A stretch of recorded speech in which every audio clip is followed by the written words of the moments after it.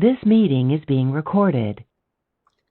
In the last video from chapter 16 on acid-base equilibria, we looked at a brief review of acid-base classification and really what's happening when an acid or base were to dissolve in water, and some other details as well. But we're going to take a look to begin here with an example of, again, what happens this time when a weak acid ionizes in water. So I have here HNO2 plus my liquid water. We know this will be in some type of equilibria here. And we're going to end up with the conjugate base, the NO2 negative, and hydronium. So how do I know what's what? Here I said this was the acid, and that would assume that water would have to act as a base. We identified that water is amphiprotic in our last video, so we know it can be either acid or base. This species over here is similar or paired with the acid there, but it has one less proton. So I know that it lost a proton, so I'm going to call it the conjugate base. And then over here, hydronium compared to water is more acidic. It has an extra proton compared to liquid water. So I'm going to call this the conjugate acid. So if I wanted to write out the equilibrium expression for this acid dissociation, I could write my equilibrium dissociation constant Ka, and then I'm going to put the product concentration on top here. So that would be both hydronium and my NO2, and then I'm going to have my weak acid on the bottom.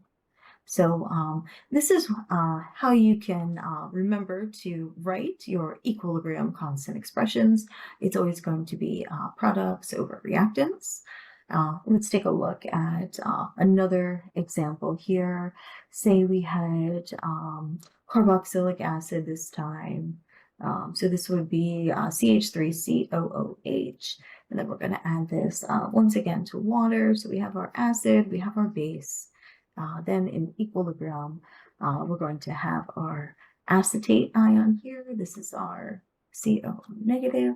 This is our conjugate base that pairs with that acid.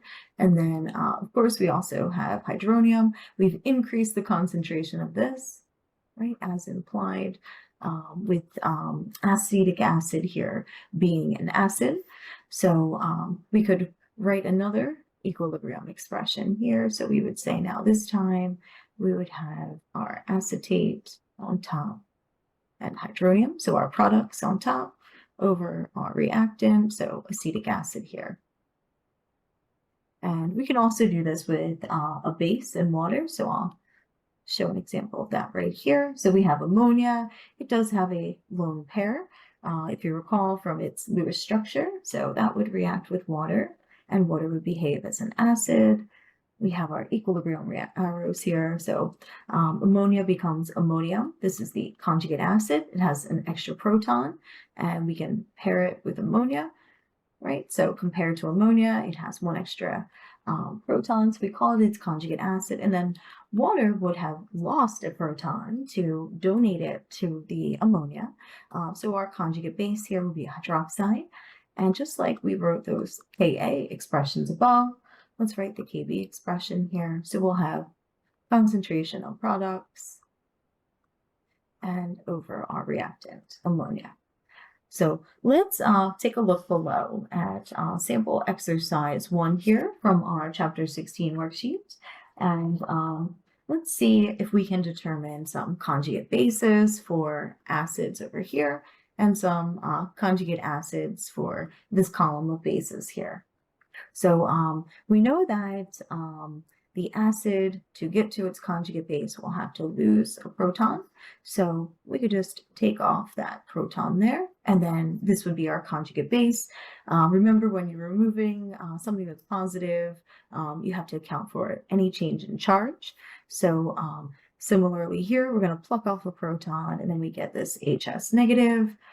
We'll do the same here, but since this pH4 is already positive, we're going to end up with just pH3 as the conjugate base with a neutral charge. Here, we already have a negative charge, so when we remove that second proton from our carbonic acid, we'll get an even more negative charge. We get this carbonate ion here, CO3 2 negative. So let's see what happens when we go from base to conjugate acid. Well, we're going to do the opposite. Now we're going to add a proton. So I would get HCN. That's my conjugate acid over here. I'm going to get bisulfate here as my conjugate acid. Remember, we're just adding a proton, and then we have to account for any change in charge. So we went from -2, we added +1, so now we're at -1. Water, we know that conjugate acid looks like hydronium here. And then last but not least, we get carbonic acid. We add one more proton here, so this becomes neutral.